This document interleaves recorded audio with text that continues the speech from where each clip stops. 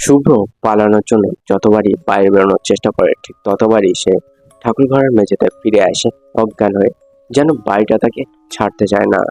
সেদিন রাতে রিমঝিম সবকিছু স্বীকার করে।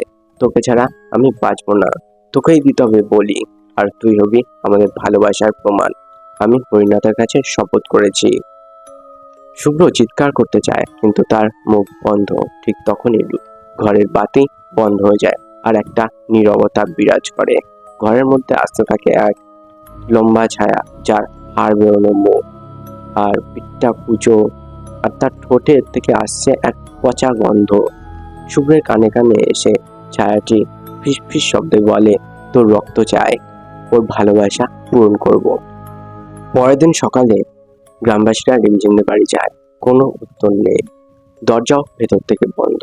কিছুক্ষণ অপেক্ষা করার পর তারা দরজা ভেঙে দেখে ঘরের মেঝেতে আঁকা রয়েছে এক বিশাল তান্ত্রিক মণ্ডলী, যার মাঝখানে রয়েছে এক রক্তমাখা কাপড়। রিমঝিম নেই, শুভ্র নেই, আর সামনে টাঙানো রয়েছে একটা ছবি, যাতে দাঁড়িয়ে রয়েছে রিমঝিম আর শুভ্র। নিচে লেখা সাল 1956। গ্রামবাসীরা বলে, আজও এখানে ভালোবাসার বলি চলেছে। রিমঝিম প্রত্যেক 12 বছরে একবার ফিরে আসে তার শুভ্রকে নিতে।